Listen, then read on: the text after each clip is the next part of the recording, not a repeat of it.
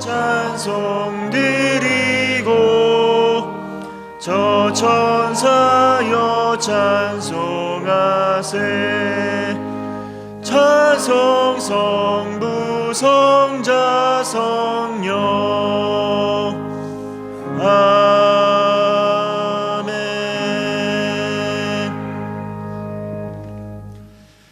지난 한 주간의 삶을 되돌아보며 하나님과 사람 앞에 지은 죄를 회개하는 참회의 기도를 드리겠습니다. 하나님 아버지, 주님, 죽을 수밖에 없는 우리 예수 그리스도의 보혈에 의지하여 주의 보좌 앞에 나아갑니다. 긍휼을 베풀어 주옵소서. 불쌍히 여겨 주옵소서. 은혜 내려 주옵소서. 내 백성이 그 악한 길에서 떠나 스스로 겸비하고 기도하여 내 얼굴을 구하면 내가 하늘에서 듣고 그 죄를 사하고 그 땅을 고칠지라. 아멘. 성시교독은 14번입니다.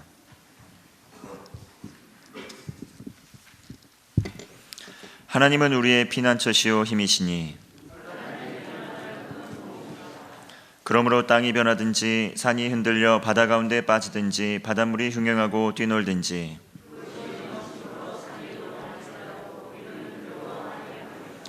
한 시내가 있어 나뉘어 흘러 하나님의 성 곧 지극히 높으신 자의 장막의 성소를 기쁘게 하도다.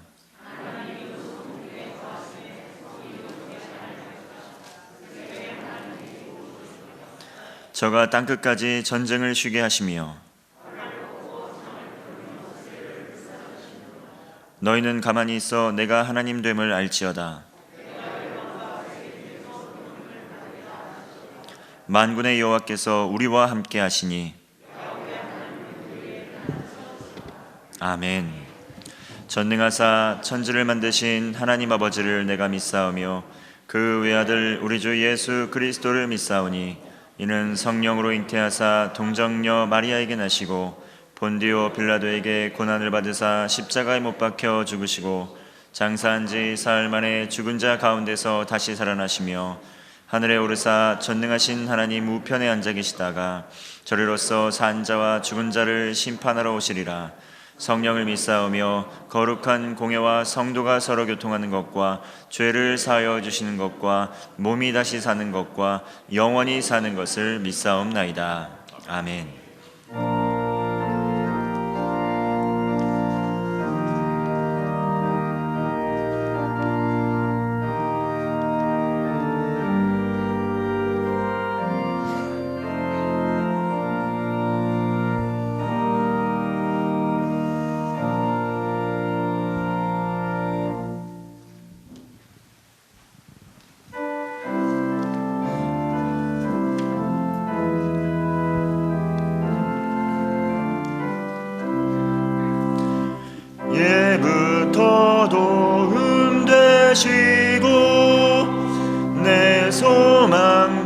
되신 주, 이 세상 풍파 중에도 늘 보호하시리.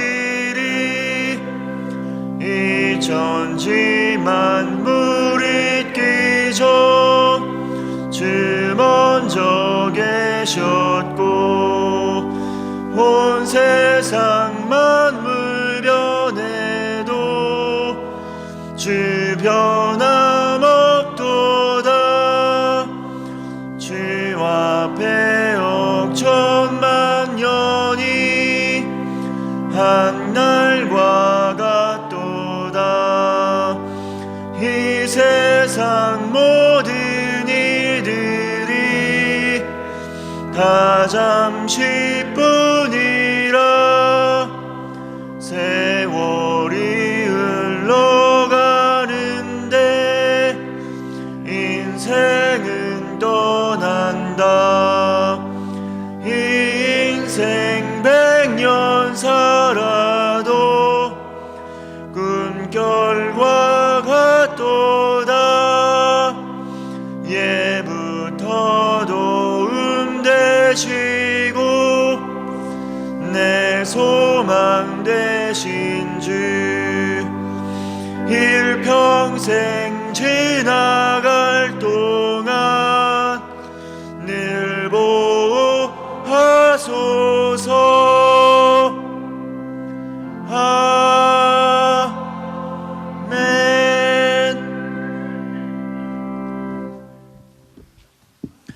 존귀하신 하나님 아버지, 찬송과 영광과 경배를 드립니다. 개봉교회를 사랑하사 지켜주시고 여기까지 인도하여 주신 에베네셀의 하나님을 찬양합니다. 하나님께서 허락하신 성전에 나와 기쁨으로 마음과 정성과 뜻을 다하여 드리는 우리의 예배를 받아 주옵소서. 주님, 코로나19로 온 세상이 어둠 속에 있지만 이 세상의 빛으로 오신 주님께서 어둠 속에 빛을 비춰주시고 절망 중에 소망을 주심을 감사를 드립니다. 부디 치유의 광선을 비춰주셔서 질병의 위협으로 신음하는 우리나라를 치유하여 주옵소서. 질병으로 신음하는 온 세계에 하나님의 긍휼과 은혜를 베풀어 주옵소서. 주님, 예상치 못한 질병으로 삶의 터전을 잃은 성도들이 있습니다.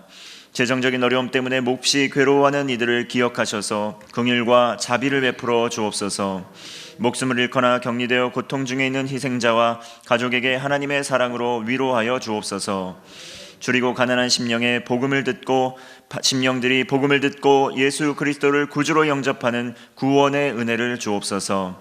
4.15 총선을 앞두고 있습니다. 하나님을 경외하고 하나님을 두려워하는 정치 지도자들이 잘 선출되게 하여 주옵소서. 대통령님과 위정자들이 한마음이 되어 어려운 시기를 잘 극복할 수 있는 지혜를 허락하여 주옵소서. 환자를 돌보고 치료하는 의료진을 질병의 위협에서 지켜주시고 코로나19가 조속히 떠나갈 수 있도록 은총 허락하여 주옵소서.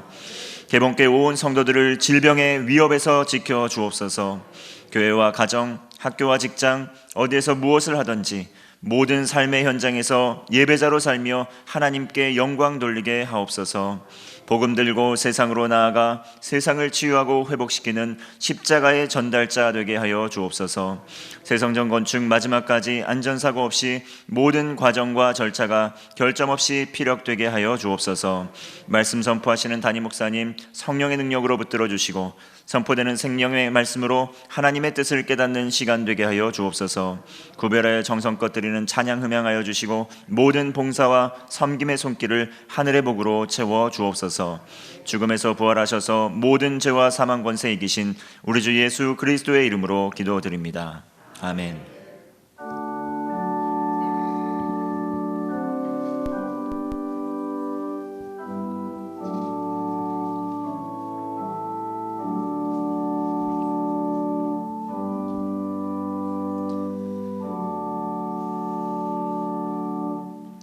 오늘 우리에게 주신 하나님의 말씀은 두 곳입니다. 먼저 잠언 19장 2절에서 3절의 말씀입니다.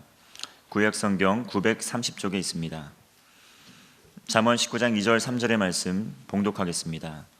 지식 없는 소원은 선치 못하고 발이 급한 사람은 그릇하느니라. 사람이 미련함으로 자기 길을 굽게 하고 마음으로 여호와를 원망하느니라. 다음은 욥기 23장 10절 말씀입니다. 나의 가는 길을 오직 그가 아시나니 그가 나를 단련하신 후에는 내가 정금같이 나아오리라. 아멘. 찬송가 40장 찬송하겠습니다.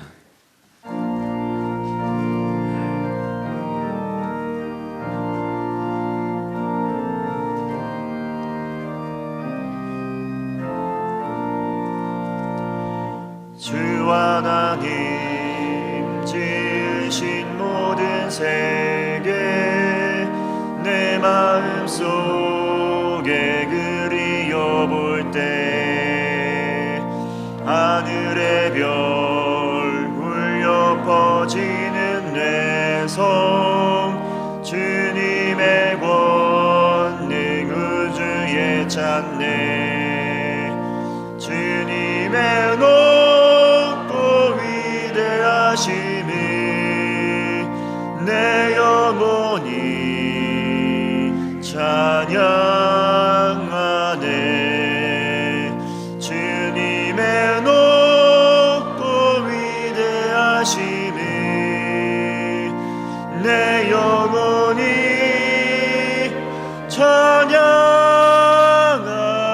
찬양하네. 숲속이나 험한 산 골짜기에서 지저귀는 저 새소리들과 고요하게 흐르는 시냇물은 주님의 솜씨 노래하도다. 주님의 높고 위대하심이 내 영혼이 찬양하네. 주님의 높고 위대하심이 내 영혼이 찬양하네. 주 하나님 독생자 아낌없이 우리를 위해 보내주셨네. 십자가에 피 흘려 죽으신 주 내 모든 죄를 구속하셨네. 주님의 높고 위대하심이 내 영혼이 찬양하네. 주님의 높고 위대하심이 내 영혼이 찬양하네. 내 주 예수 세상에 다시 올 때 저 천국으로 날 인도하리. 나 겸손히 엎드려 경배하며 영원히 주를 찬양하리라. 주님의 높고 위대하심이 내 영혼이 찬양하네. 주님의 높고 위대하심이 내 영혼이 찬양하네.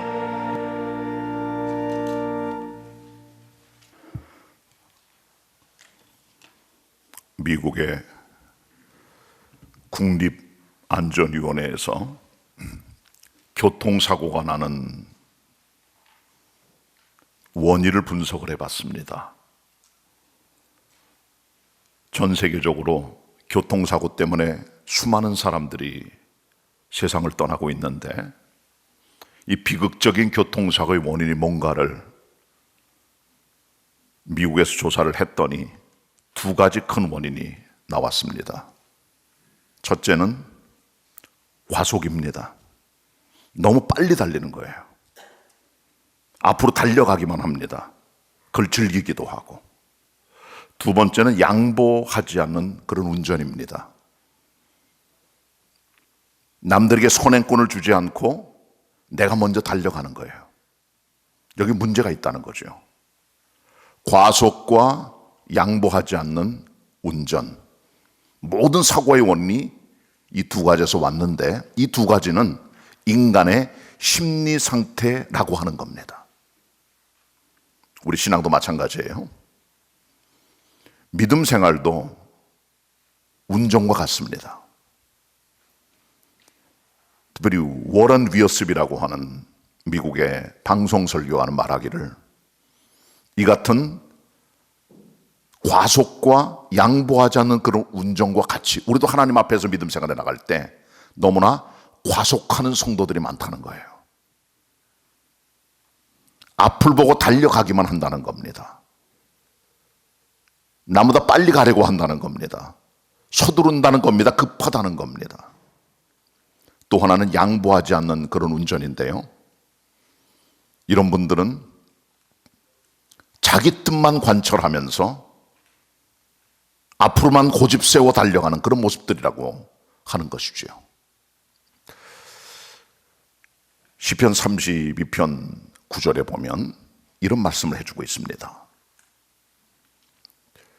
너희는 말이나 노새처럼 하지 말지어다. 그렇게 말씀해 줍니다. 말이나 노새는 무지합니다. 그래서 그 입을 자갈과 굴레로 멍에 씌우지 않으면 그냥 가기만 하는 거예요.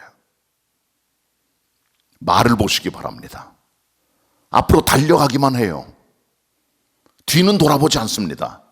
방향도 목적도 없습니다. 열심히 달려갑니다. 이게 말입니다. 과속하는 성도들의 모습을 말에 비유해주고 있다는 것이죠. 또 하나는 양보할 줄 모르는 노새의 모습입니다. 노새는 고집만 피웁니다. 앞으로만 달려갑니다. 주인 말 듣지 않습니다. 그 노새들은 고집이 셉니다. 양보할 줄 몰라요. 그래서 노새 같은 성도들은 주인 앞으로 가까이 올 줄 하나님께 오질 않아요. 동물들은 여러분 말을 듣게 하려면 자갈이나 아니면 굴레를 씌워서 말을 듣게 하지만 이 말과 노새란 이 두 녀석은 그렇게 말을 안 듣는다는 거예요.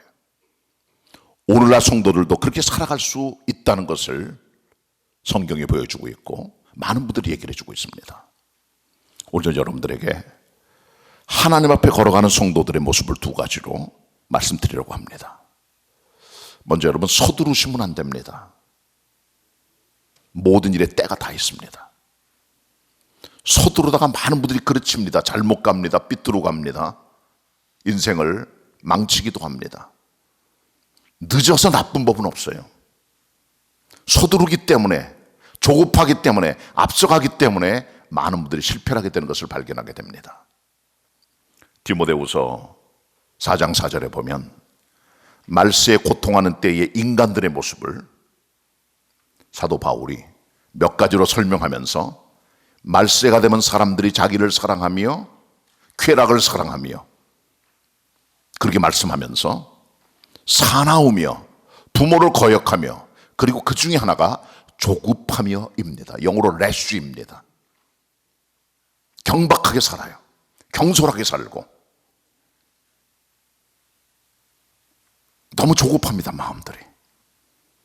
이 한국인들은 특별히 빨리빨리라는 문화로 굉장히 세계 사람들 알려져 있죠. 우리가 빨리빨리 문화입니다. 빨리빨리 일을 취급해야 되고. 근데 하나님께서는 그렇지 않으세요. 기다리십니다. 서두르지 않으시고. 그것이 하나님의 모습입니다. 자, 오늘 첫 번째 본문인 잠언 19장 2절 3절을 다 같이 한번 보시도록 하겠습니다.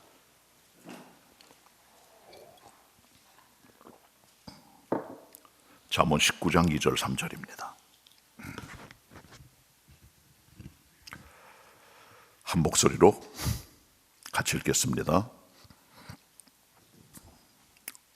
시작. 지식 없는 소원은 선치 못하고 발이 급한 사람은 그릇하느니라.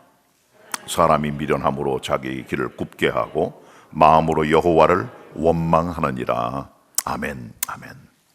여기 2절 하반절에 보면 발이 급한 사람은 그릇하느니라 그랬습니다. 성경의 많은 인물들이 발이 급해서 실패한 사람이 너무나 많습니다. 너무 조급해서. 예를 들면 아브라함을 기억하시죠? 하나님께서 아브라함 나이 75세에 약속하셨습니다. 내 몸에서 후손을 주고 그 후손을 통해 수많은 하늘의 별보다 많은 땅의 모래보다 많은 그런 자손들을 내게 주리라고 약속을 받았습니다. 근데 아브라함은 그때 나이가 75세예요. 부인은 65세고 사라는 이미 경수가 끊어져 애를 낳을 수가 없습니다. 아브라함은 75세 할아버지입니다. 가나안 땅에 들어가 10년을 기다립니다. 아브라함이 85세가 됩니다. 사라는 75세입니다. 둘 다 노인이 됐어요. 하나님 애를 주질 않으십니다. 그래서 결국은 아내 사라의 말을 듣고 사라의 여종인 하갈을 아브라함이 첩으로 들여서 동침하여 이스마엘을 낳게 됩니다. 하나님께서는 이 자녀는 약속의 자녀가 아니라고 말씀하십니다. 이건 내 자녀가 아니다. 행위의 자녀라는 거죠. 믿음으로 약속을 따른 자녀가 아니기 때문에 하나님께서는 약속의 자녀임을 분명하게 하셨고 결국은 아브라함 나이 100세 그의 아내 사라가 90세에 하나님께서는 그 집안에 이삭을 주시게 되는 거죠. 하갈 가사에서 낳았던 아이 이스마엘은 평생토록 아브라함과 가족들에게 가정의 문제와 고통을 주게 되는 겁니다. 서두르면 안 돼요. 조금 더뎌지고 조금 늦어지고 한다 그래서 인간적 방법을 가지고 애를 쓰게 되면 오히려 그것이 여러분들에게 마이너스가 되는 거예요. 모세를 보시기 바랍니다. 하나님께서 모세를 물에서 건져내세요. 그래서 모세라는 이름의 뜻이 건져냈다 그런 뜻입니다. 건져내 받은 모세가 궁중에서 40년을 살아갑니다. 바로의 아들로, 바로의 공주의 아들로. 때가 됩니다. 자기가 히브리 사람인 걸 알아차리게 됩니다. 애굽 사람들이 종처럼 살아가는 히브리 사람들을 압박하고 착취하고 고통을 줍니다. 이것을 보았던 하나님의 사람 모세는 인간적 방법으로 자기 동족을 구하려고 애굽 사람을 죽이고 모래 감춰버리고 맙니다. 이게 발각이 돼요. 결국은 이 사건 때문에 모세는 살인자가 되어 미디안 광야로 쫓겨나게 되고 40년 동안을 광야에서 기다리게 되는 것입니다. 너무 서두르면 안 돼요. 그때 모세의 마음에는 의로운 마음이 있었어요. 내 동족을 구해보자. 고통당하는 핍박받는 민족들을 살려내자 하는 마음이 있었습니다. 그러나 인간적 방법, 혈육의 방법으로 민족 구원의 한 부분을 담당했죠. 그러나 그것은 하나의 방법이 아니었습니다. 그의 나이 80세가 되었을 때 하나님의 종으로 우뚝 서게 된 것이죠. 모세는 서둘렀기 때문에 살인자가 된 것입니다. 여호수아가 가나안 땅에 들어갑니다. 여리고 성이 왔습니다. 하나님께 기도합니다. 여리고 성이 무너집니다. 대승리를 거두게 됩니다. 그렇지만 여리고 성의 대승리를 하고 나서 그 다음번에 공격할 성이 아이라고 하는 작은 성이었어요. 아이라 그래서 성 이름이 아이지만 작아서 아이가 아니라 우리나라 말이 아닙니다. 히브리 용어예요. 아이란 성이 있었어요. 작은 성입니다. 여호수아의 백성들 가운데 사람들이 말을 합니다. 아이는 작은 성이기 때문에 2, 3천 명만 데리고 가서 공격해도 넉넉히 길 겁니다. 작은 성이니까, 숫자가 적으니까. 여호수아가 그 말을 듣고 내 말이 맞다 하고 적은 수요 한 2, 3천 명은 데리고 가서 아이성을 공격을 하는데 패배했습니다. 36명이 죽어요. 이것 때문에 모든 이스라엘 백성들이 패배를 경험하며 하나님께 울면서 부르짖게 되죠. 물론 이 사건 뒤에는 아간이라는 사람이 물건을 훔쳐두었던 죄악이 숨어 있었어요.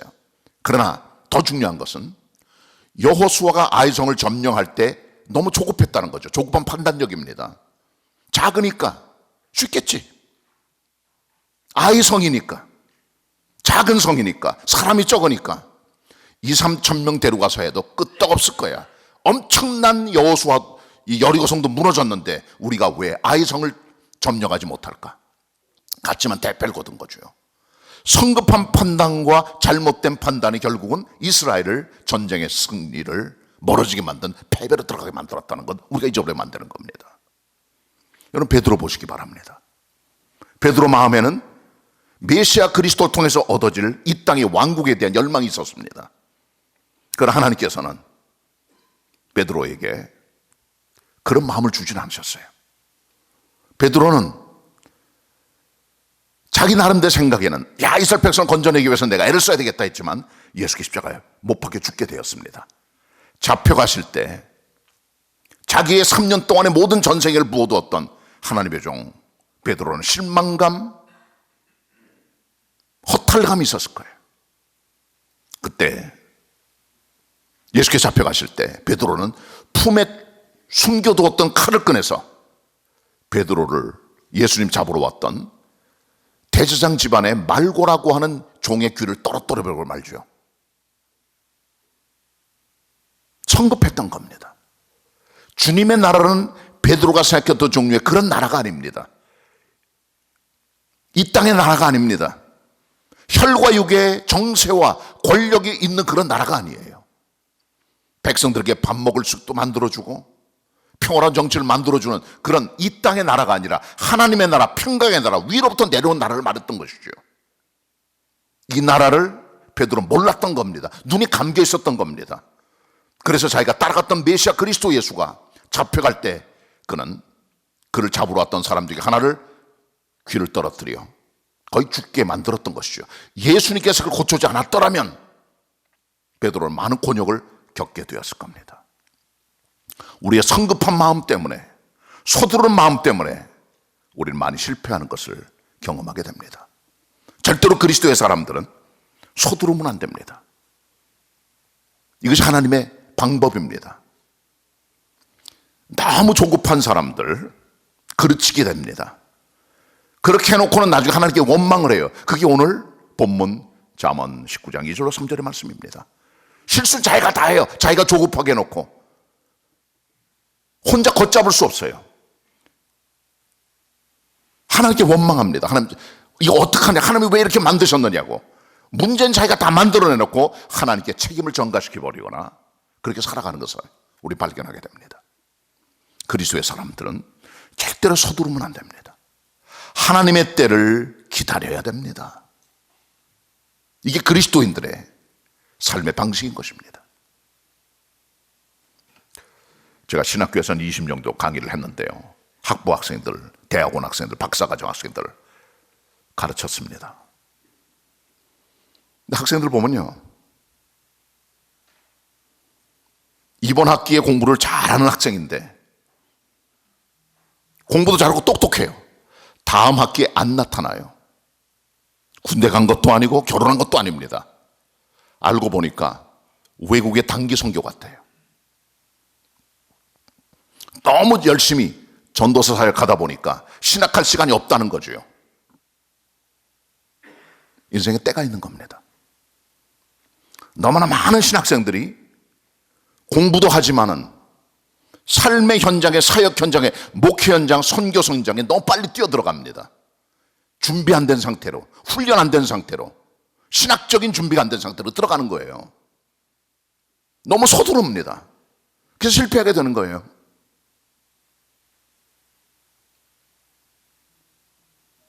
어느 목사님이 그런 얘기를 했습니다. 목회자들은 40살이 넘어가면 공부하지 말라고.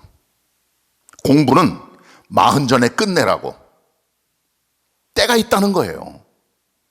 40 되기 전에 공부는 맞춰버리고 그 다음에 일을 할 때인데, 일할 때 왜 공부하냐 그 말이에요. 물론 우리 인생은 평생 교육입니다. 제자 훈련입니다. 죽을 때까지 주님 배우고 살아가는 우리의 삶의 모습이 돼야 되죠. 하지만 우리가 힘을 써야 된 인생의 단계 때마다의 우리의 모습들이 필요한 것입니다. 절대로 서두르면 안 됩니다. 하나님의 때를 알고 기다리는 지혜, 이것이 성도의 모습이 되어야 되는 겁니다. 잠언 3장 1절에 8절에 보면 천하의 범사에 기한이 있고 모든 목적이 이룰 때가 있다, 그렇게 말씀해 주고 있어요. 범사에 다 기한이 있습니다. 코로나 사태 벌써 몇 달째 들어가고 있습니다. 정상 예배도 힘들어졌습니다. 교회들마다 정부하고 줄다리기 하고 있어요. 교인들은 마스크 써야 되고 열도 체크해야 되고 노약자들 교회 나오는 거 절제시키고, 얼마나 힘든 일입니까 이런 것들이. 갑갑하실 거야 아마. 그러니까 때가 있는 겁니다. 천하 범사에 기한이 있어요. 목적 이룰 때가 있습니다. 기다려야 됩니다. 욥을 보세요. 욥기는 42장으로 되어 있는 책인데, 욥기는 욥의 극심한 고난을 보여주고 있지만 욥의 고난의 길이가 나오질 않아요. 욥의 고난의 시작이 몇 살 때인지, 몇 년도에 시작됐는지, 언제 끝났는지 어떤 기록도 없습니다. 고난의 길이는 하나님께서 결정하시는 겁니다.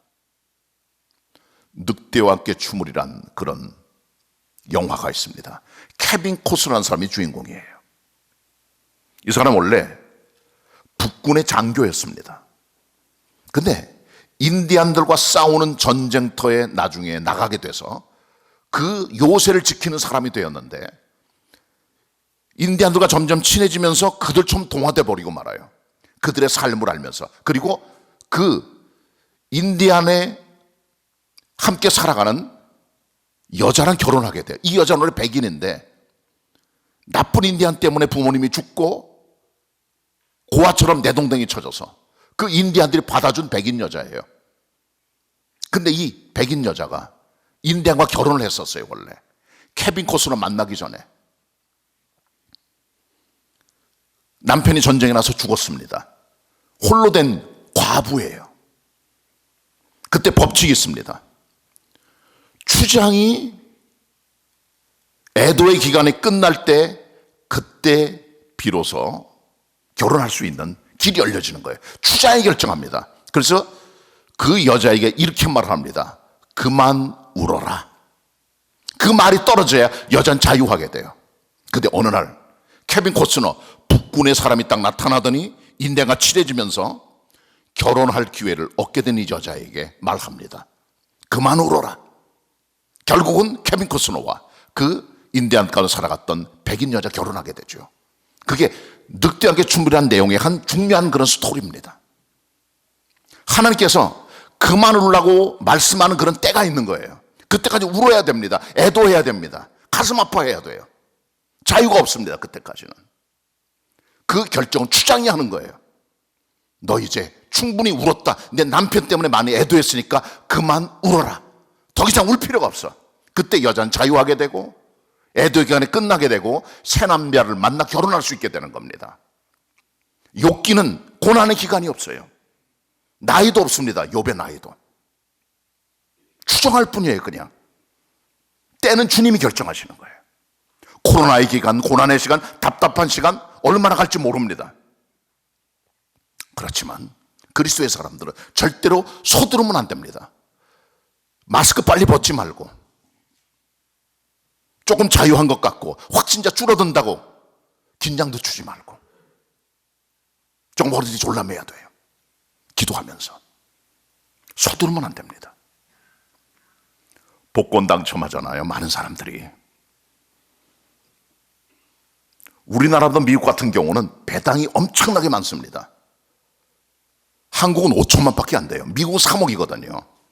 그러니까 벌써 복권에 단위가 달라요. 거의 몇천억 대입니다. 우리나라는 몇천억 대는 없어요. 한 번 복권 터지면 그건 대박입니다. 근데 여러분 이걸 아셔야 돼요. 복권 당첨된 사람들의 90%는 불행한 인생을 살아간다는 거예요. 왜? 돈을 통제할 능력이 없는 게 자기 자신이. 어떻게 컨트롤할 줄 몰라요, 돈을요. 어떻게 컨트롤하는 게 마음에 절제하는 힘이 없는 거예요. 그러니까 90%는 돈을 잘못 쓰거나 허랑방탕하거나 속거나 하면서 다 날려버리고 말아요. 그 엄청난 돈을. 행복해 살 수 있을 사람이. 복권 맞아 인생 무너집니다. 그러나 그 중에 10% 정도는 자기를 절제할 줄 알아요. 11조도 낼 줄 알고. 베풀고 나누고 예배당 진데 돈을 쓰고. 그래서 그 복권이 그 사람의 복이 되는 거예요. 그런 사람은 10%밖에 안 된다는 겁니다. 조급하게 얻은 산업 좋아할 것 아닙니다. 갑자기 부자가 됐다든가 갑자기 진급됐다든가 갑자기 좋은 일이 생겼다든가 그거 좋은 거 아니에요. 인생에 때가 다 있는 겁니다. 절대로 서두르면 안 됩니다. 직장생활 마찬가지입니다. 기다려야 돼요. 기분 나빠도 힘들어도 고난스러워도 끝까지 견디셔야 돼요. 그래야 열매가 맺히는 겁니다. 때가 되면 나이가 되면 하나님께서 거기에 합당한 면류관을 씌워주시는 거예요. 물질도 마찬가지입니다.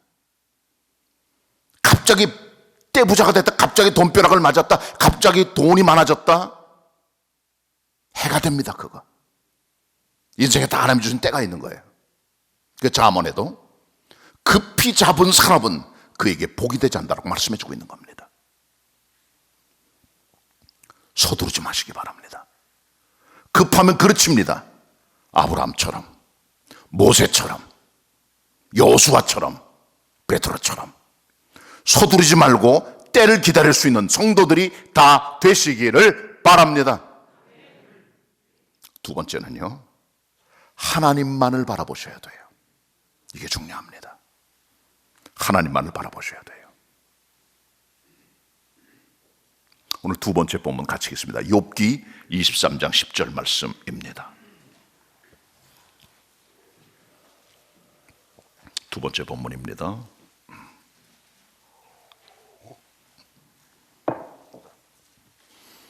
욥기 23장 10절 합독하겠습니다. 시작.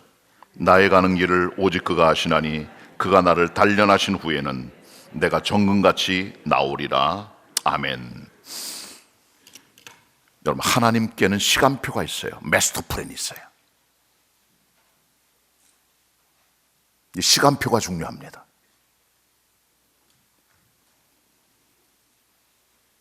노래 중에 In His Time 이라는 노래가 있습니다.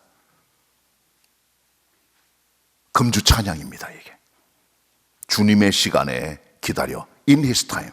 모든 것 이루어질 때까지 기다려. 하나님의 시간이 있는 거예요. 그때까지 기다려야 돼요. 하나님의 시간을 볼 수 있는 눈이 필요합니다. 사울 임금이 왕이 됐습니다. 이 사람은 베냐민 지파의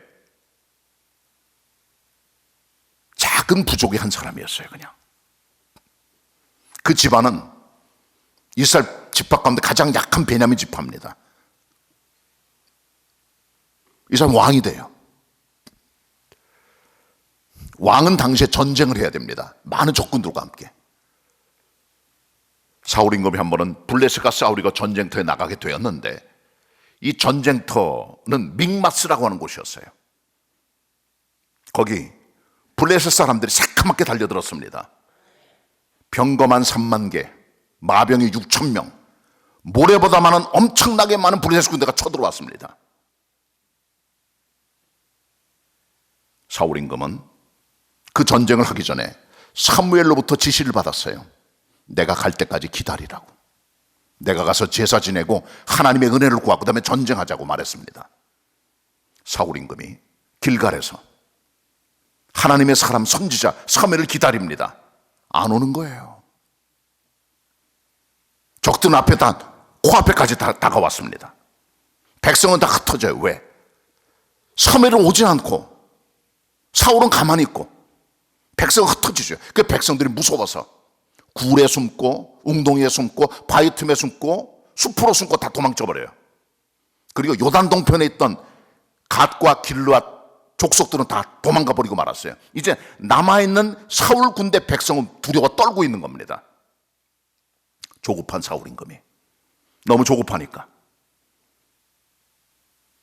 번제물과 화목제물을 가져오라고 말합니다. 자기가 직접 하나님께 번제를 드려요. 사울은 제사장이 아니에요. 번제 드릴 사람이 아닙니다. 자기가 명령을 하고 자기가 얘기를 해서 하나님께 번제를 드립니다. 번제를 끝내자마자 사무엘이 딱 나타납니다. 사무엘이 한 말이 있어요. 왜 기다리지 못했느냐? 내가 한 행동이 뭐냐 그랬더니 당신은 약속한 날에 오지 않으시는 것 같고 백성은 흩어지고 하나님의 은혜를 구해야 되기 때문에 내가 번제를 드렸나이다. 왕이 망령되이 행하였도다. 이러므로 말미암아 왕의 보호자의 날이 길지 못할 것이라고 했고 사울은 오랫동안 왕 노릇하지 못하고 죽게 됩니다. 기억하셔야 됩니다. 절대로 하나님의 시간을 놓치면 안 돼요. 사울은 기다리질 못했습니다. 너무 조급했습니다. 백성은 흩어지고 적들은 코앞에 와 있고 사무엘은 오지 않고 잘못된 판단, 잘못된 행동을 하게 된 거죠. 하나님의 정확한 때가 있는 거예요. 사무엘에 나타난 때와 시간이 있는 그때까지 기다렸어야 되는 거죠. 그게 하나님의 방법입니다. 요셉을 보세요. 17살에 형들의 미움받아 애굽 땅의 종으로 팔려갑니다. 보디발의 집에 들어갑니다. 하나님과 동행합니다. 형통합니다. 주인이었던 보디발의 사랑을 받아 그 집안의 가정 총무가 됩니다. 오해 때문에 감옥에 들어가요. 이 사람 워낙 사람을 잘 섬긴 사람이기 때문에 거기 있는 간수들의 사랑을 받아 죄수들을 관리하는 총무 역할을 또 감당해요. 자기가 죄수이면서도. 근데 어느 날 두 사람의 관원장이 들어와요. 바로 임금의 오른팔 왼팔 같은 사람이에요. 왜? 이 두 사람은 술 먹던 관원장하고 떡 굽는 관원장인데 두 사람 다 왕의 신임 받는 사람이에요. 고대는 암살이 많았기 때문에 음식을 준비하는 사람이나 술을 준비하는 사람은 100% 왕이 신뢰하는 100% 신뢰하는 사람이 왕의 신하 중에 하나가 그런 일을 감당하게 되는 거죠. 근데 두 사람이 왕께 실수해서 감옥에 들어온 거예요. 거기 요셉이 있었습니다. 두 사람이 꿈을 꿨어요. 해석이 안 돼요. 요셉이 두 사람에게 이제 만나서 대화를 시작합니다. 무슨 꿈을 꾸셨어요? 내가 꿈을 꿨는데 포도나무가 세 그루가 있는데 술 맡은 거 하는 장 얘기입니다. 거기 열매가 있어서 내가 그것을 짜서 잔에 담아 임금께 드렸다는 꿈이에요. 그때 말합니다. 요셉이 그는 길조입니다. 왕이 다시 당신의 주군인 바로 임금 앞에 포도주를 드릴 날이 올 것을 기다려 주고 있는 하나 약속의 복직의 약속이니까 기다리세요. 그리고 요셉이 이런 얘기를 해요. 나는 여기서 잘못한 아무것도 없어요. 난 원래 히브리 사람인데 종으로 끌려와서 실수한 것도 없이 억울하게 여기 들어와 있는데 혹시 바로인 걸 만나서 기회가 되시거든 나의 억울함을 호소해 주시고 나를 여기서 건져내 달라고 그렇게 약속을 받아내요. 떡 굽는 장정에 가만히 보니까 술 맡은 거란 장이 꾼 꿈을 해석해 주는 것이 길조예요. 그래서 이 떡 굽는 거란 장이 얘기를 합니다. 나도 꿈을 꿨는데 들어볼래? 예. 내 머리에 광주리가 있는데 3개가 거기 떡이 많이 가득 담겨 있었는데 그 떡을 먹으려고 새들이 와서 떡을 먹어버렸다 얘기를 합니다. 또 요셉은 정직한 사람입니다. 그것은 흉조입니다. 당신이 사흘 뒤에 광주리 세계는 사흘이 돼 사흘 뒤에 목이 달릴 거라는 그런 흉조입니다. 그 말대로 술 맡은 관원장은 사흘 뒤에 복직이 됩니다. 그러나 떡 굽는 관원장은 복직되지 못하고 죽게 되죠. 자, 그런데 이걸 하셔야 돼요. 술 맡은 관원장이 복직이 돼서 요셉의 일을 까맣게 잊었더라. 창세 40장 맨 끝에 나오는 말씀입니다. 잊어버렸어요. 요셉은 갈망했습니다. 잘못한 것 없어요. 애굽에 끌려올 때도 잘못한 건 없었고, 보디바라의 유혹이 왔을 때도 정직하게 살았지만 감옥에 들어갔고, 억울하기만 해요. 이 사람은요 2년 동안을 잊어버려요. 술 맡은 관원장이. 그리고 요셉의 나이 30살, 바로 임금이 꿈을 꿉니다. 누구도 해석해 주질 못해요. 해석할 사람이 없어요. 그때 술 맡은 관원장이 2년 전에 자기가 감옥에 있을 때 그 히브리 아이를 생각해낸 거예요. 2년 뒤에 왕 앞에 말합니다. 폐하, 제가 2년 전에 왕 앞에 실수가 있어서 감옥에 들어갔을 때 소년 하나를 기억합니다. 걔가 누구냐? 히브리 아이인데요, 꿈을 정확히 해석할 줄 아는 그런 아이입니다. 그래, 데려와라. 수염을 깎고 새 옷을 입히고 왕 앞에 섭니다. 왕의 꿈을 다 해석을 해줘요. 그리고 7년 풍년 그때 곡식을 저장하고 7년 흉년 그때 곡식을 풀어주라고 얘기를 합니다. 이 사람은 국가 경영의 지혜와 예언을 보고 바로 임금이 이 사람을 국무총리로 임명하게 되죠. 모든 백성이 말합니다. 이처럼 신의 감동한 사람을 본 적이 없다는 거죠. 하나님의 타이밍입니다. 하나님의 시간표입니다. 정확한 때입니다. 이것은 하나님의 방법입니다. 넌 감옥에 들어가 있어. 인간적 방법을 가지고 요셉은 생각했겠죠. 빨리 나가기 위해서. 왜? 억울하니까, 나이 들어가니까, 답답하니까, 감옥 생활이 괴로우니까. 술 마시고 하는 줄 알아요. 이게 호소합니다. 2년 동안 잊었어요. 하나님의 때가 아닌 거예요. 사람한테 의지하고 사람을 바라보고 사람에게 도움을 요청하고 별로 도움 안 됩니다. 하나님의 때가 되면 다 이루어지게 되는 거예요. 하나님의 타이밍입니다. 정확한 하나님의 시간 계획이 있다는 걸 우리가 알고 믿으면서 생활해야 돼요. 하나님의 방법입니다. 이것이.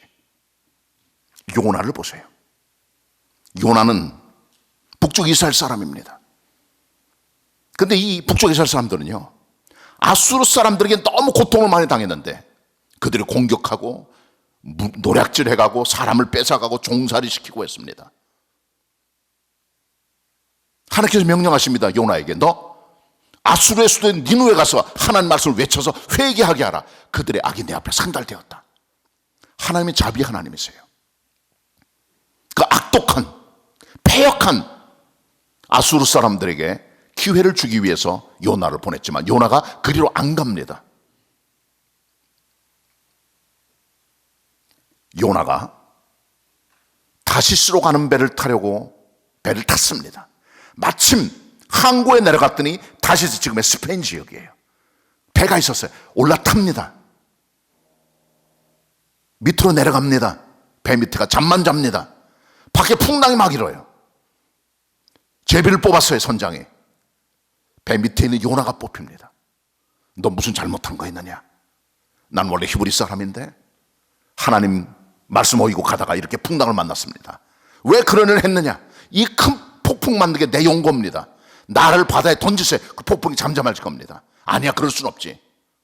결국 집어 던져요. 풍랑이 잔잔해지고 하나님께서 예비한 큰 물고기가 요나를 삼키게 되죠. 3일 3야를 물고기 뱃속에 있던 요나가 하나님의 명령을 따라 육지에 토해지게 되는 거죠. 가서 말씀을 외칩니다. 니누의 성 큰 성읍이에요. 사흘길입니다. 그러나 하루만 외쳤지만 백성들이 다 회개했어요. 왕부터 모든 동물들까지. 이 모든 걸 여러분 보세요. 하나님의 시간표입니다. 때가 다 준비가 되어 있는 거예요. 배 탄 거, 배밑창에 들어간 거, 제비 뽑힌 거, 바다에 던져진 타이밍, 물고기 뱃속에 들어가게 된 그 타이밍, 모든 것들이 하나님의 정한 계획 속에 이루어졌다는 사실을 우리가 알고 있어야 됩니다. 하나님의 타이밍입니다. 하나님의 시간표입니다. 그래서 우리 주님을 바라봐야 돼요. 오늘 두 번째 본문 욥기 23장 10절에 보시면, 나의 가는 길을 오직 그가 아시나니 그가 나를 단련하신 후에는 내가 정금같이 나오리라 말씀해 주고 있습니다. 욥은 고난 많이 겪은 사람이에요. 아들 곱 딸 셋이 한꺼번에 죽었습니다. 양 7천마리, 낙타 3천마리, 소 500결이, 암나비 500마리, 종들 한꺼번에 다 날아갑니다. 비즈니스 재산 다 날아가 버리고 맙니다. 건강 상합니다. 죽을 병이 듭니다. 아내는 그를 저주합니다. 남은 게 아무것도 없어요. 이 같은 극심한 고난 중에 욥이 기억했던 한 가지 소망이 바로 이것입니다. 나의 가는 길을 오직 그가 아시나니 그가 나를 단련하신 후에는 내가 정금같이 나오리라. 하나님을 바라보는 욥의 믿음과 결단, 그거 갖고 살아가야 돼요. 말씀 정리합니다. 그리스도인들은 하나님보다 앞서서 과속하시면 안 돼요. 말들처럼 노새처럼 고집 피우고 제 길로 가면 안 됩니다.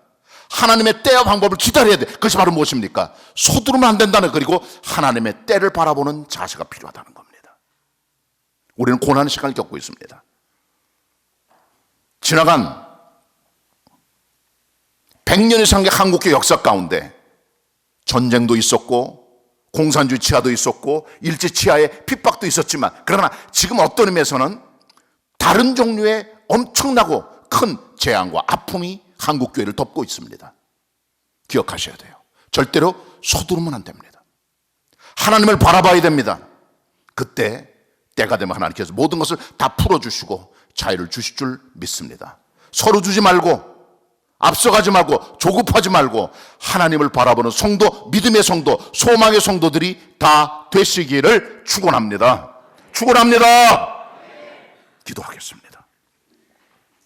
하나님 아버지, 오늘 이 아침 시간에 성도들이 함께 모여 예배를 드리며 또 이 예배 영상을 가지고 우리 성도들이 집에서 인터넷으로 예배를 드리게 됩니다.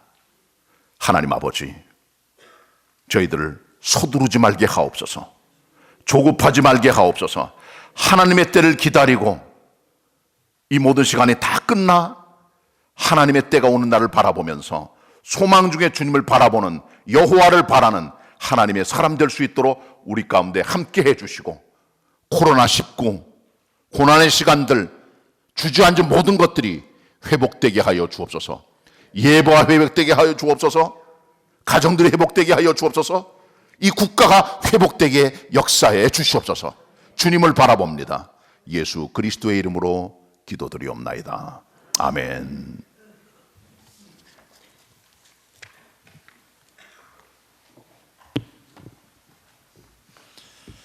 주신 말씀에 감사하는 마음으로 찬송가 456장 찬송하겠습니다.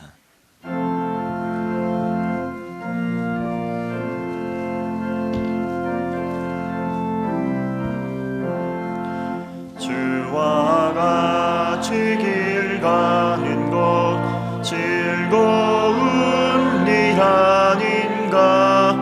우리 주님 걸어가신 발자취를 밟겠네. 한 걸음 한 걸음 주 예수와 함께 날마다 날마다 우리는 걷겠네. 어린아이 같은 우리 미련하고 약하나 주의 손에 이끌리어 생명길로 가겠네.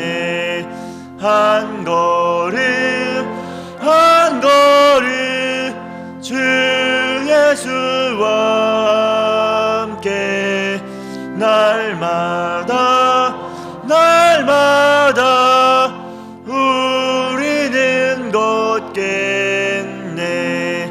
꽃이 피는 들판이나 험한 골짜기라도 주가 인도하는 대로 주와 같이 가겠네. 한 걸음 주 예수와 함께 날마다 날마다 우리는 걷겠네. 옛날 선지의 녹같이 우리들도 천국에 들려 올라갈 때까지 주와 같이 걷겠네. 한 걸음 주 예수와 함께 날마다 우리는 걷겠네. 믿음과 정성으로 하나님께 예물 드리겠습니다.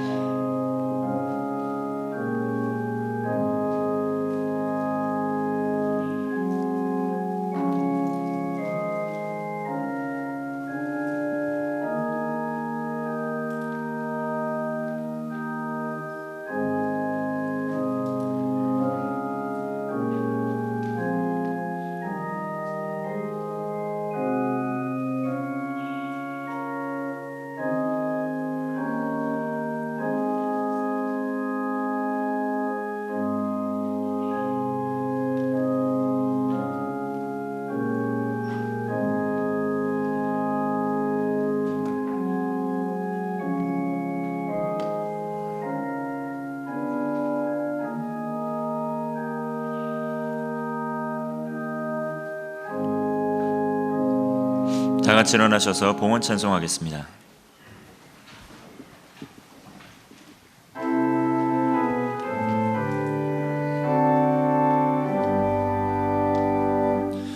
모든 것이 주께로부터 왔으니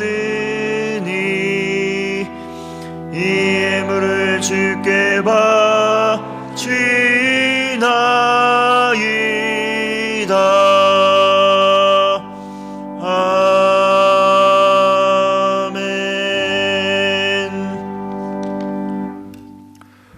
은혜로우신 하나님 아버지, 오늘 성도들이 함께 모여 하나님을 경배하고 찬양하며 예배하며 함께 기도하며 예물 드리게 하시니 감사를 드립니다. 동방 박사들이 보배합을 열어 황금 유향보약을 주님께 드린 것처럼 같은 심정 같은 믿음으로 11조로 주일 헌금으로 감사의 물로 해외 선교를 위해서 건축을 위하여 여러 가지 목적을 따라 예물을 드립니다. 하나님께서 예물 드린 동방 박사들을 축복하셔서 새로운 길과 소망을 주신 것처럼 저희들에게도 하나님의 축복, 소망, 위로 가득하게 하여 주옵소서. 하늘의 축복으로 되갚아 주시옵소서. 예물로 주님을 높여드립니다. 예수 그리스도의 이름으로 기도드리옵나이다. 아멘. 자리에 앉으시기 바랍니다. 우리 옆에 있는 지체들하고 같이 우리 인사합니다. 반갑습니다. 인사 나누시기 바랍니다. 고맙습니다. 네. 오늘이 사실은 부활주일인데요. 부활주일인데 총회 권고에 따라서 부활주일은 교회에 재량에 맡기는 그런 내용들이 서신으로 내려와 있는 게 있습니다. 오늘 드리면 좋겠지만, 그리고 우리 교회는 좀 특수한 상황입니다. 교회들이 지금 부활절 예배를 많이 드리고 있지만 우리 교회는 그런 상황이 못 되잖아요. 그래서 부활주일 예배는 우리가 날짜를 나중에 다시 정해서 말씀드리니까 그때 우리가 정하도록 할 것이고요. 그리고 부활절이나 크리스마스 사실은 예수님 부활하시고 예수님 탄생하신 그 날은 아니에요. 교회가 결정해서 그리고 기념으로 하는 날이지. 그러니까 여러분 그렇게들 아시고, 오늘이 주님 부활하신 날이 아닙니다. 날은 정확한 날짜가 아니라 기념하는 날이에요. 그렇게들 하시고 날짜는 변경해 다음번에 드릴까 생각을 합니다. 언제가 될지 모르겠지만 다음 달이나 그 다음 달 기도로 준비해서 알려드리겠습니다. 그렇게 하시길 바랍니다. 그리고 오늘 현장 예배 일부만 드리고요. 다음 주 당분간 여러분들에게 특별한 고지 없을 때까지는 일부 예배만 여기서 그냥 현장 예배 드리게 됩니다. 그리고 성도들의 대다수는 동영상 예배로 집에서 인터넷으로 드리게 될 겁니다. 늘 집에서 예배 드리실 때도 여기 현장 예배에서 예배를 드리는 것처럼 그런 마음을 가지고 여러분께서 기도해 주시고 또 동참해 주시고 복장 갖추고 성경 찬송 잘 갖추고 예배 동참해서 똑같이 그렇게 주일 예배 드리는 것처럼 해주시길 바라고요. 예물도 미리 예배 드리기 전에 한쪽에 준비시켜 놓고 그리고 교회 갖다 내든가 아니면 은행 구좌로 보내든가 하시면 됩니다. 그렇게 해주시길 부탁의 말씀을 드립니다. 현장 예배 오실 때는 특별히 아까 말씀한 대로 호흡기 질환이 있거나 아니면 기침이 있거나 열이 높은 분들 또 노약자들은 참가해 주셔야 되는 것 아시고 꼭 마스크는 써주시길 바라고요. 들어올 때 꼭 손 세정액 좀 사용해서 손 씻어 주시길 바랍니다. 그리고 예배 끝나면 그냥 바로 돌아가세요. 교회 구경한다고 여기가 뭐야. 그 나중에 때가 되면 다 있으니까 예배 끝나고 바로 걸어 내려가든가 엘리베이터 타고 내려 그냥 집에 가세요. 아시겠죠? 교회 돌아보지 마세요. 본당 봤으면 80%는 다 보신 겁니다. 나중에 다 볼 때가 있으니까 그냥 조용히 돌아가시면 됩니다. 화장실 급한 분들은 1층, 2층에 화장실이 있어요. 그거 활용하시면 되니까 그렇게 하시면 되겠고요. 주간에 또 너무 교회 많이 나오지 마세요. 궁금해서 자꾸 나오시는 거예요. 이것도 별로 좋지를 못합니다. 그냥 기다리세요. 때가 되면 그렇게 해주시길 부탁의 말씀을 드립니다. 인터넷 예배는 이제 오늘 지금 드리는 현장 예배 그 실황을 유튜브나 홈페이지에 올릴 테니까 다들 예배 드려 주시길 부탁의 말씀을 드립니다. 주일 저녁 예배, 수요 예배, 새벽 기도 당분간 드리지 않습니다. 각종 교회 행사는 연기하게 되겠습니다. 목양실, 교육자실, 그리고 성교관 일칠, 종려나무, 그리고 행정실은 전부 다 성교관 1층에 있는 종려나무로 임시 사무실로 이사를 했습니다. 그러니까 교회 업무 보시려면은 교육관 오시면 안 됩니다. 임시 사무실 이사했으니까 거기 오셔서 일을 다 보시길 바랍니다. 거기 보면은 헌금 봉투 다 준비되어 있습니다. 주보도 설교약 다 준비가 되어 있고 업무 볼 수 평소처럼 그렇게 업무 보시면 됩니다. 그렇게 하시고 동참해 주시길 부탁의 말씀을 드립니다. 요만큼 제가 말씀드렸고요. 그리고 이제 그동안에 우리 새 예배당 건축을 위해서 마무리하는 과정 속에서 너무나 많은 분이 수고를 많이 하셨어요. 특별히 조금이라도 돈을 아껴보기 위해서 옛날에 썼던 의자, 책상을 다 닦고 때 벗겨내고 청소하고 그 다음에 그거 다 재활용할 수 있도록 애를 쓰신 많은 분들이 계세요. 성도들에게 다는 말씀 못 드렸어요. 왜? 코로나 때문에 필요한 인원들만 뭐 여전도회나 구역회나 이런 쪽으로 해서 오셔서 봉사해 주셨고 그렇습니다. 그동안에 청소를 위해서 또 물질로 어떤 분들 식사를 위해서 애쓰신 분들 감사의 말씀 드리고 모든 분들의 수고에 감사의 말씀 드립니다. 그리고 영상 또 음향 이런 거 수고해 주신 또 분들이 계세요. 많이 또 위해서 많이 기도해 주시길 부탁의 말씀을 드립니다. 광고할 건 정말 많지만 여러분들에게 제한된 여러 가지 이유 때문에 더 이상 말씀 못 드리는 것을 양해해 주시기를 부탁의 말씀을 드리고 기다리시면서 또 기도하면서 서두르지 말고 여러분 잘 고난 중에 인내해 주시기 부탁의 말씀을 드립니다. 그리고 특별히 이런 때에 구역장들께서는 구역원들 잘 돌볼 수 있도록 자주 전화도 주시고 문자도 주시고 필요할 때는 사회적 거리 두기라면서 잠깐 만나는 것도 괜찮습니다. 거리 두면 되니까요.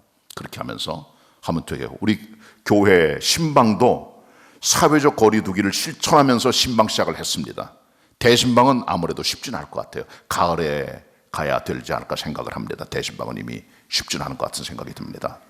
그래서 우리가 목회자들 그동안에 전화 편지만 했지만은 이제 지난 주간부터는 우리가 여러분의 집을 신방하고 있습니다. 지금 잠깐 동안 집에는 안 들어가겠습니다. 문 앞에서 잠깐 만나서 주보를 전달하고 요람이라든가 소식 전해도 기도해드리고 나올 예정으로 있으니까 여러분께서 조금 불편하시더라도 집 안에 들어오지 말라 그러세요. 교육자들 그 앞에서 잠깐 만나고 거리두기 실천하면서 해야 또 어려움이 없으니까 그렇습니다. 특별히 여러분 아까 말씀한 대로 아직까지 코로나가 끝난 게 아닙니다. 절대로 긴장 늦추시면 안 됩니다. 마스크 꼭 쓰시고요. 교회 올 때도 마찬가지고 행동하고 일하실 때 늘 조심하셔야 되는 줄 알고, 또 교회 안에 이런 일생이 많이 곤란해지기 때문에 여러분께서 교회 오실 때는 꼭 절차를 밟아서 해주시길 부탁의 말씀을 드립니다. 감사의 말씀을 전해드립니다. 고맙습니다. 같이 우리 금주 찬양 한번 불러보도록 하겠습니다.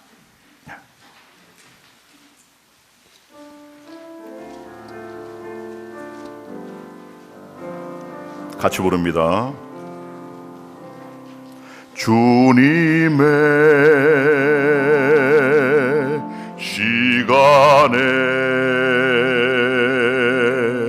그의 뜻 이루어지리 기다려 하루하루 살 동안 주님 인도하시리 주 뜻 이룰 때까지 기다려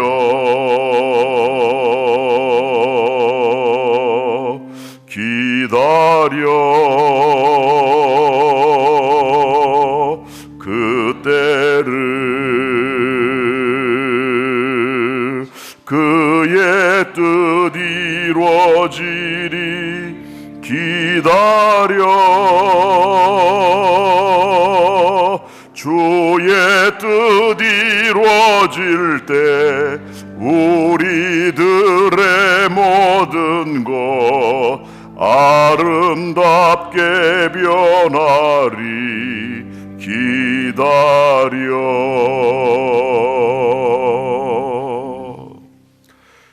옆 사람과 인사합니다. 서두르지 맙시다. 하나님만 바라봅시다. 승리하세요. 예, 승리한 한 주간 되시길 바랍니다. 하나님의 축복이 함께 하시기를 바랍니다.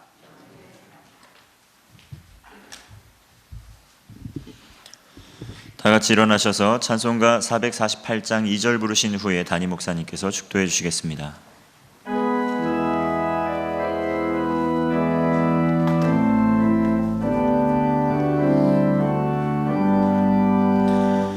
나 주를 따를 때에 주 약속하신 것 그 영광 중에 모두 이루어 주소서.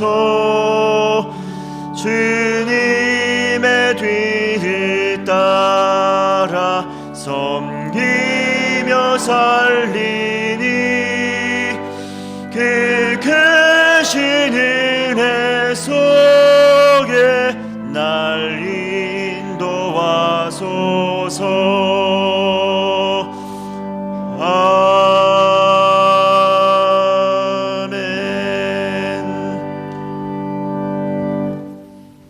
지금은 우리의 영원한 소망이 되시는 우리의 주님 예수 그리스도의 은혜와 성부 하나님 아버지의 측량 못할 사랑하심과 성령님의 우리 가운데 교통하시고 역사하심이 하나님의 전에 올라와 함께 현장에서 예배드리는 성도들을 위해, 인터넷으로 예배드리는 모든 성도들과 개봉 가족들을 위해 영원히 함께 하시옵기를 간절히 축원하옵나이다. 아멘.